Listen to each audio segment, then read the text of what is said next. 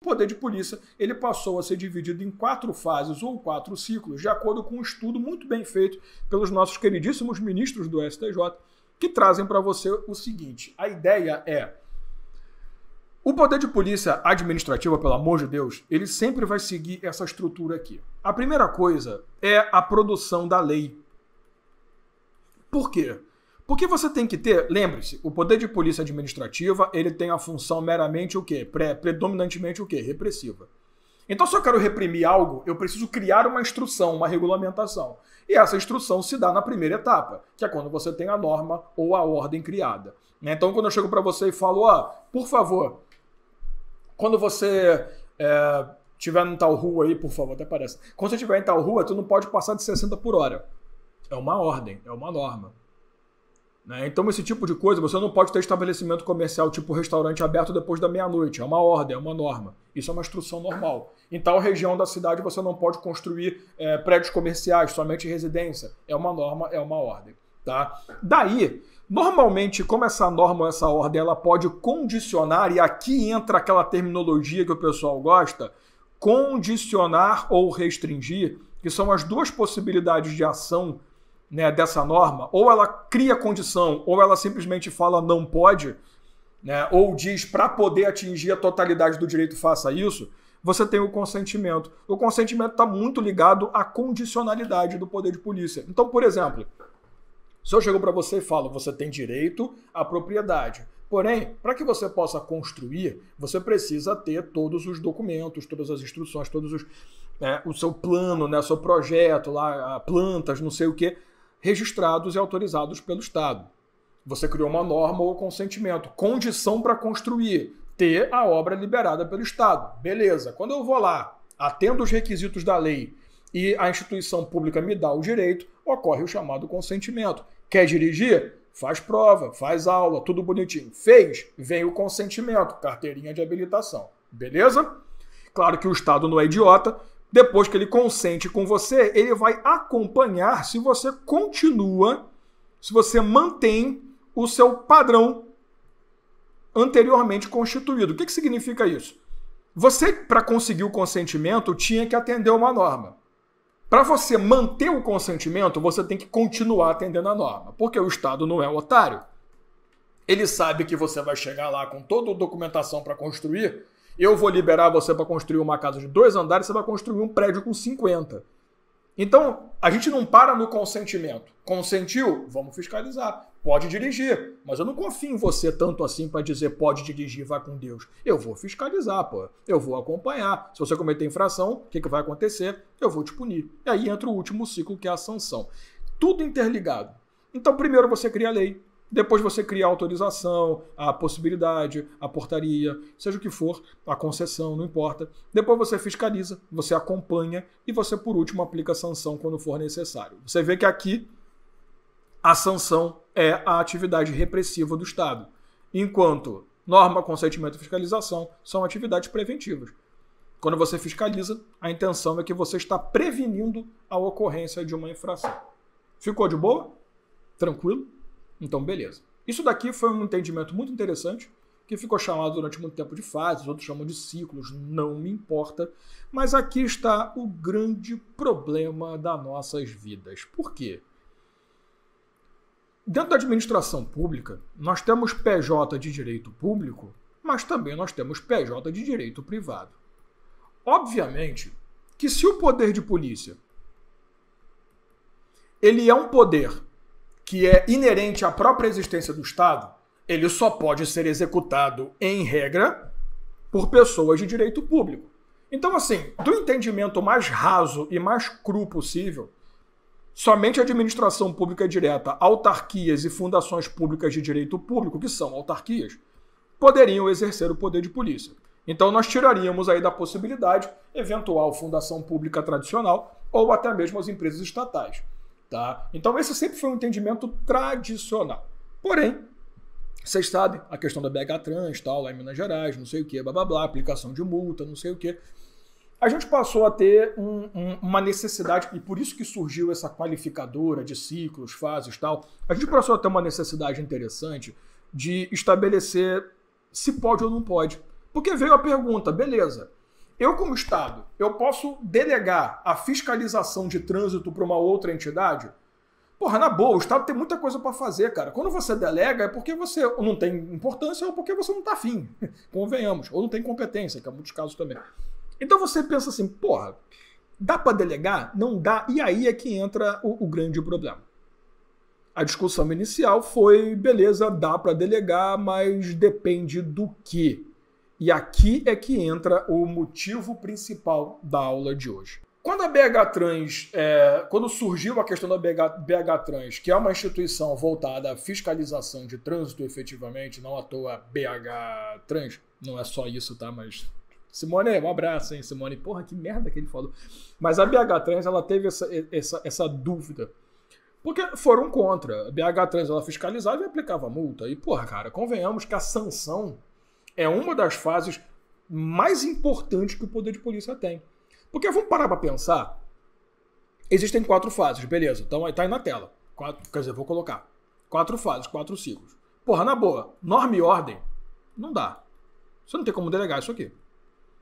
Eu não posso chegar para um particular e falar, pode criar a ordem aí. Não, isso é problema nosso. Isso aqui é uma coisa indelegável para sempre, te amo demais. O problema está nesses 3 caras aqui.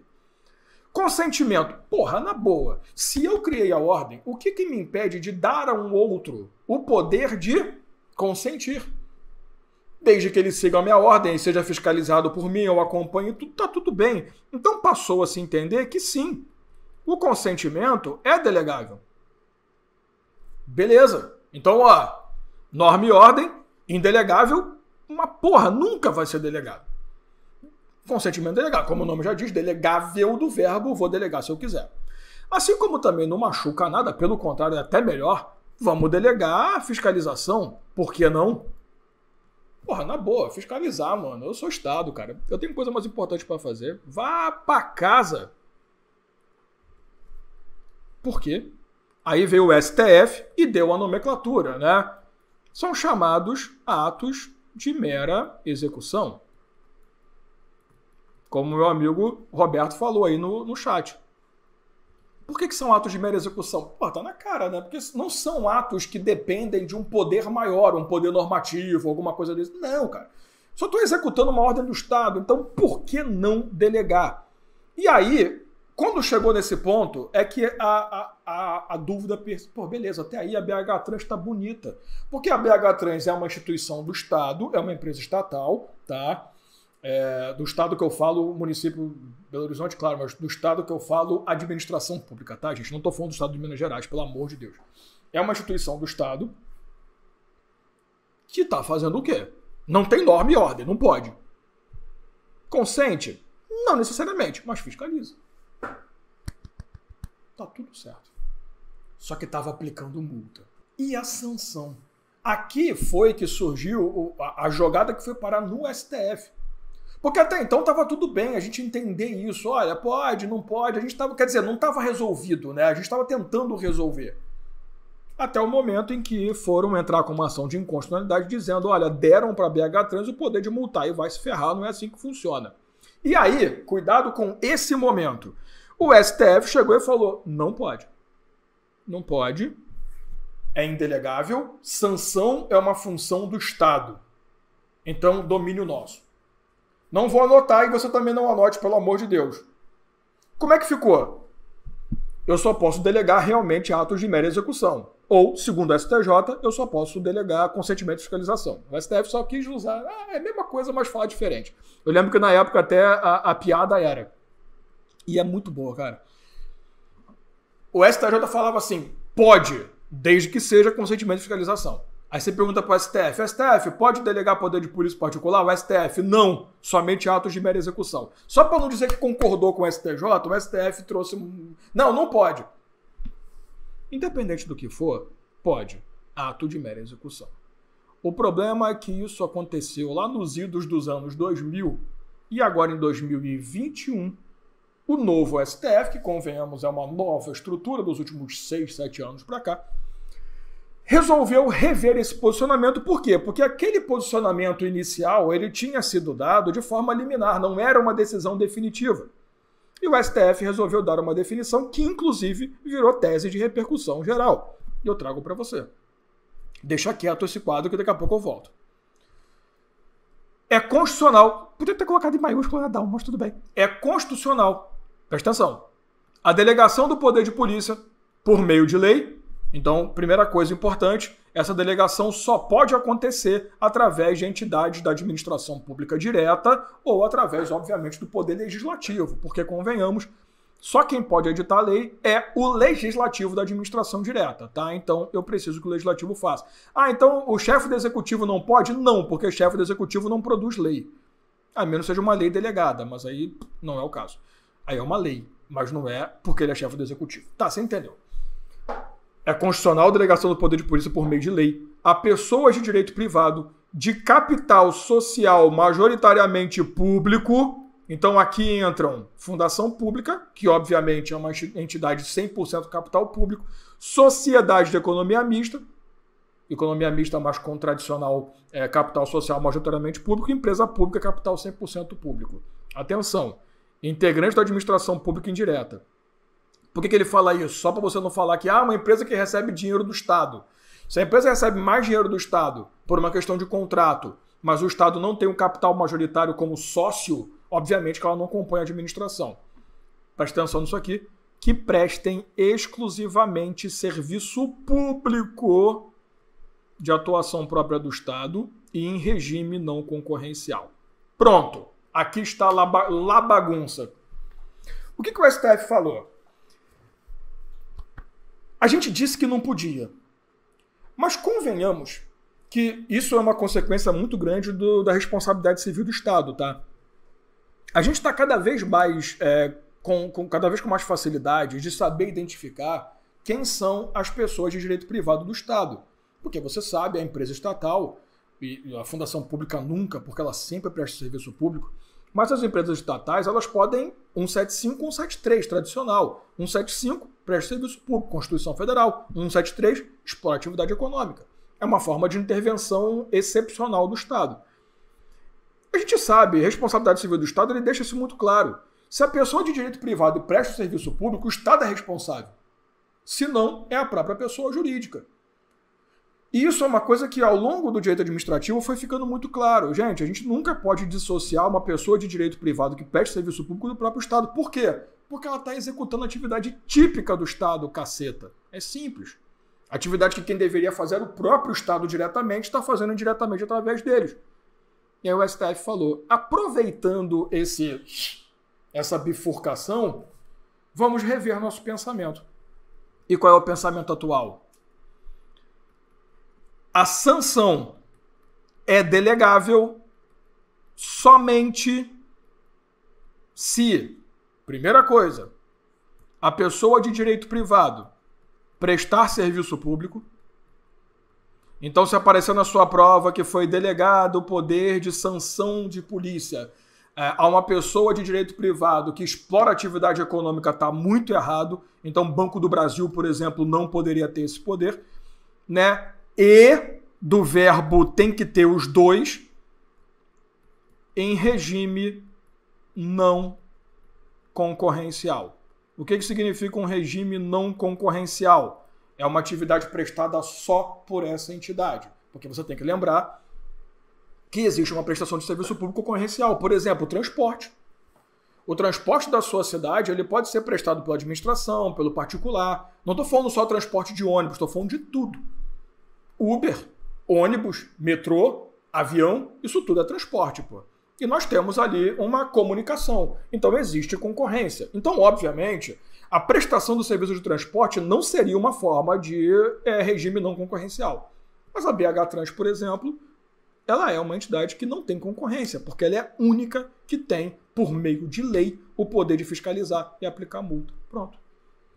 Então, o que o STF fez? Ele pegou o entendimento que ele já tinha e adequou para a realidade do direito novo, que não é tão novo assim, em que a gente precisa, sim, olhar que tipo de pessoa de direito privado estamos falando.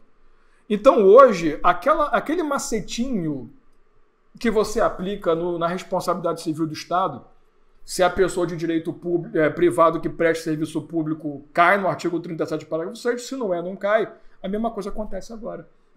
Então hoje nós temos 3 regras para lembrar. Norma e ordem é indelegável sempre. Por quê? Porque a norma e a ordem dependem de lei. E você sabe muito bem, quando você estuda organização da administração pública, somente os entes da administração direta possuem capacidade legislativa ou capacidade política. Consentimento e fiscalização sempre podem ser delegados, porque são atos de mera execução. Não importa se a pessoa de direito privado presta serviço público, exploda atividade econômica, fazer o quê? Tá de boa. Agora, a novidade 2021 está aqui. Na minha visão retardada, essa possibilidade de delegação do poder de polícia sancionatório para a pessoa de direito privado que presta serviço público e esteja em regime não concorrencial, que é a atividade típica de Estado, né, serviço público típico do Estado, próprio do Estado, e em regime não concorrencial, essa é a grande novidade que vai cair nos concursos, já está caindo esse ano, e vai cair nos próximos anos. Não é uma novidade que vai cair daqui a uma semana. Tá? Então, assim, o que eu estou querendo dizer que seja a grande jogada?